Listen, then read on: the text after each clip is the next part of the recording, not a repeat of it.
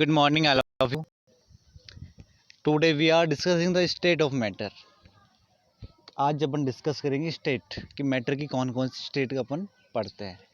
इससे पहले अपन ने पढ़ा था मैटर्स के बारे में कि उनके बीच में कौन कौन से अट्रैक्शन होते हैं, कौन कौन सी उनका कॉम्बिनेशन क्या होता है, composition क्या होता है, ठीक है, कि वो एक दूसरे को अट्रैक्ट कैसे करते हैं, एक दूसरे के अंदर कैसे डिजॉल्व होते हैं, ये सब अपन ने पढ़ लिया था। अब इसके बाद में अपना आता है स्टेट ऑफ मैटर। तो स्टेट की बात करें तो अपन नॉर्मल जानते हैं कि जो मैटर की स्टेट होती है वो नॉर्मली अपन 3 टाइप्स की स्टेट पढ़ते हैं। कि सबसे पहले आता है अपना सॉलिड स्टेट, उसके बाद आता है लिक्विड स्टेट एंड देन आता है अपना गैसेज स्टेट। तो सबसे पहले बात करते हैं अपन सॉलिड स्टेट की। तो सॉलिड की बात करते हैं तो अपन क्या कर रहे हैं, एक एक्टिविटी पढ़ रहे हैं।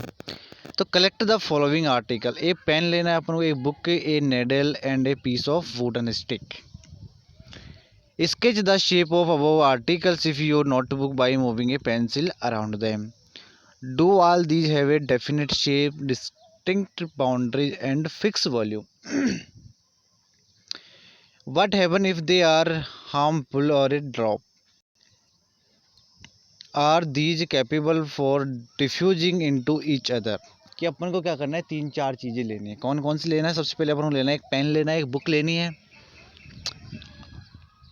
निडल लेनी है और एक पीस लेना है लकड़ी का। अब इनको क्या करना है, अपन को एक दूसरे को कंप्रेस करना है, प्रेस करना है और इनको एक दूसरे के अंदर मिक्स करना है। तो अपन ऑब्जर्व करते हैं कि अपन ने ऊपर पढ़ा था करेक्टर मैटर के अंदर कि एक दूसरे के अंदर डिजॉल्व होते हैं। तो अपन यहाँ पे देखते हैं कि कुछ जो मैटर है वो आपस में क्या होते हैं, डिजॉल्व नहीं हो पाते। Try compressing them by applying force. Are you able to compress them? क्या करना है कि अपन को जो वुडन का जो अपना पीस लिया उसको दबाना है, उसके अलावा जो पेंसिल ली है उसको दबाना है, बुक है उसको अपन को क्या करना है, प्रेस करना है। तो अपन अगर कंप्रेस करते हैं तो अपन क्या देखते हैं कि ये एक कंप्रेस हो रहे हैं, कि अपने जो वॉल्यूम है उसको चेंज कर रहे हैं, कि शेप में कोई डिफरेंस आ रहा है। तो अपन देखते हैं कि ऐसा कुछ भी नहीं होता। तो all the above are example of solid. ये सारे क्या हैं, सॉलिड हैं। We can observe that all type have a definite shape, distinct boundaries and fix volume, have a tendency to mention their shape when subject of outside force। कि अपन देखते हैं कि जो इनकी साइज है, इनका शेप है, इनका वॉल्यूम है, वो सारे क्या है, फिक्स हैं। अब इसके अलावा इसने बताया है कि ये अपनी डेफिनेट शेप तो होती है, लेकिन क्या करते हैं, ये एक फिक्स वॉल्यूम होता है कि अगर इनके ऊपर कोई अपन एक्सटर्नल फोर्स लगा रहे हैं तो इसके वॉल्यूम के अंदर कोई भी चेंज नहीं आ रहा है, ना ही इसकी शेप के अंदर चेंज आ रहा है।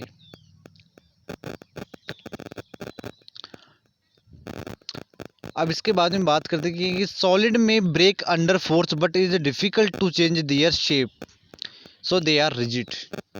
कि ये कह रहा है कि सॉलिड की क्या होती है, अगर उसके ऊपर एक्सटर्नल फोर्स लगा रहे हैं अपन एक्सेस के अंदर तो क्या है कि सॉलिड ब्रेक हो सकता है, लेकिन उसकी जो शेप है, उसका जो वॉल्यूम है, वॉल्यूम के अंदर चेंज नहीं आ सकता है। तो कंसीडर द फॉलोइंग। अब इसकी कुछ वो दे रखे हैं, प्रॉपर्टीज की कंसीडर करते हैं। तो सबसे पहले दे रखा है What about a rubber band? Can it change the shape of stretching it is solid? कि अपन को क्या दे रखा है, रबड़ बैंड दे रखा है, और रबड़ बैंड को अपन को क्या करना है, स्ट्रेच करना है। कि जैसे अगर रबर बैंड को अपन स्ट्रेच करेंगे तो उसकी क्या है, शेप चेंज हो जाती है। What about sugar and salt? When shape of the jar are they solid?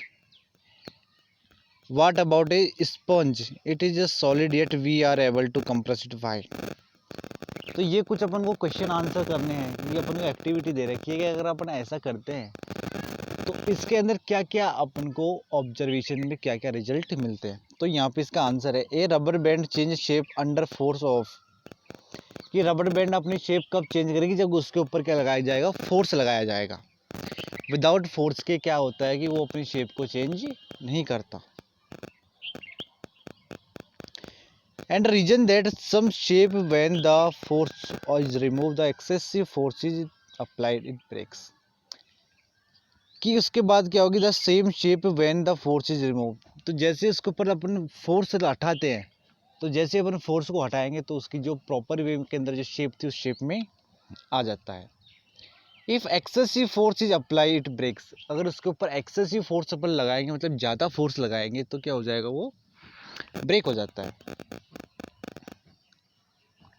Second है the shape of each individual sugar और salt crystal remain fix whether we take in our hand put it in plate और in a jar.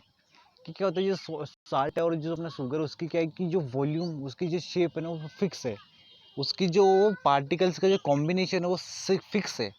अगर उसको आप plate में ले लो तब भी वो ऐसा ही रहेगा, जार में डाल दो तब भी ऐसा रहेगा, तब तक उसके अंदर कोई अपन अदर कुछ पार्टिकल्स ऐड नहीं करते।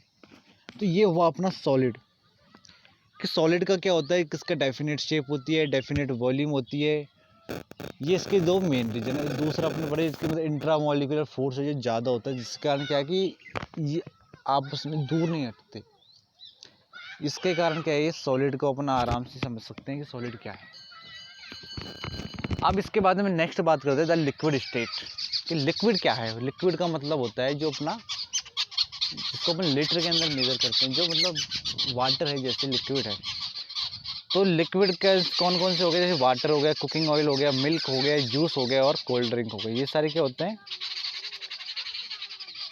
ये क्या है अपने पास लिक्विड है। तो लिक्विड की क्या होती है कि लिक्विड के अंदर मेन होता है कि लिक्विड की जो शेप होती है ना वो फिक्स नहीं होती, लेकिन जिसका वॉल्यूम होता है वो क्या होता है, फिक्स होता है।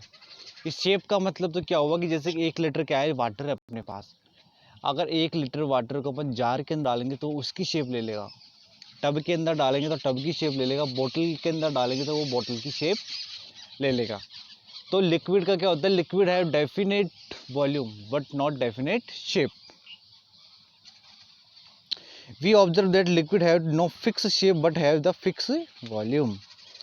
दे take up the shape of container in which they are kept, कि जिस कंटेनर के अंदर उसको रखा जाएगा उसकी वो शेप ले लेता है। तो they are not rigid but can be called fluid. तो अपन को रिजिड नहीं बोल सकते, ये क्या है, फ्लूइड है। रिजिड का मतलब होता है दृढ़, बिल्कुल ठोस, कि उसकी शेप को आप कैसे रखो उसकी शेप में कोई चेंज नहीं आएगा।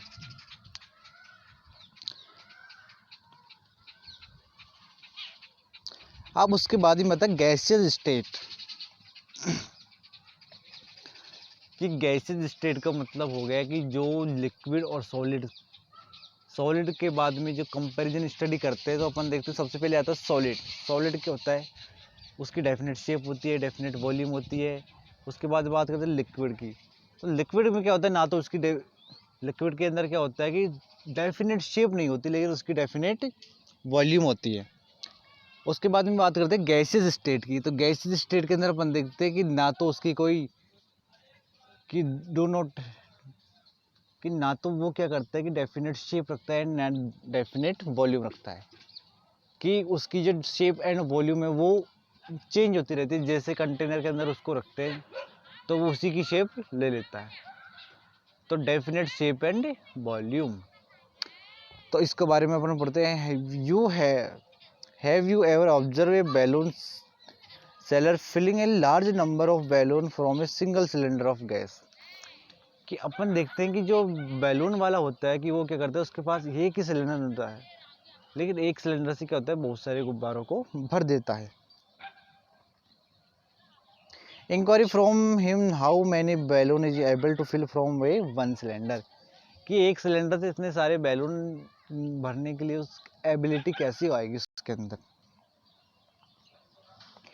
तो उससे पूछेंगे कि कौन सी गैस उससे भरी जाती है। अब इसके बाद में एक एक्टिविटी दे रखी है, इसके अंदर क्या है, 100 ml की एक सिरिंज लेनी है, उसको क्लोज कर देना है उसके नोजल को by the rubber cork. Rubber cork के थ्रू उसको क्या कर देना है, फिक्स कर देना है। देन क्या करना है, remove the piston from all the syringes. Next क्या होता है कि insert the piston back into the syringe. You may apply some vaseline into the syringes for their smooth movement. Now try to compress the content by pushing the piston of each syringes. ये क्या कर रहा है कि एक series लेनी है, series के अंदर अपन क्या करना है, कुछ लिक्विड लेना है और उसको क्या करना है, आगे से ब्लॉक कर देना है जहाँ अपन सीरीज लगाते हैं वहाँ से। और उसको अपन को क्या करना है कि धीरे धीरे जो अपन बाहर का जो पिस्टन होता है इंजेक्ट करते हैं, उसके थ्रू उसको क्या करना है, दबाना है। तो अपन दबाएंगे तो क्या करेंगे, अगर थोड़ा अगर प्रेशर लगाते हैं तो जिसकी वॉल्यूम है वो घट जाती है। तो we have observe that the gas तो we have observe that gas are highly compressible as compare to the solid and liquid. कि अपन देखते हैं कि सॉलिड यानी जो बिल्कुल कंप्रेस नहीं हो रहा था, लिक्विड हल्का कंप्रेस हो रहा था, लेकिन जो अपना गैस है वो इजीली कंप्रेस हो रहा है। द लिक्विड पेट्रोलियम गैस, जिसको अपन एलपीजी बोलते हैं, इसको क्या कर देते हैं, कंप्रेस करके ही भरा जाता है। सीएनजी होता है, इसको भी कंप्रेस करके सिलेंडर के अंदर भरा जाता है, जिसके कारण क्या है कि इसका जो शेप और वॉल्यूम है उसको अपन कम कर सके। तो ये हो गया अपना गैसेस।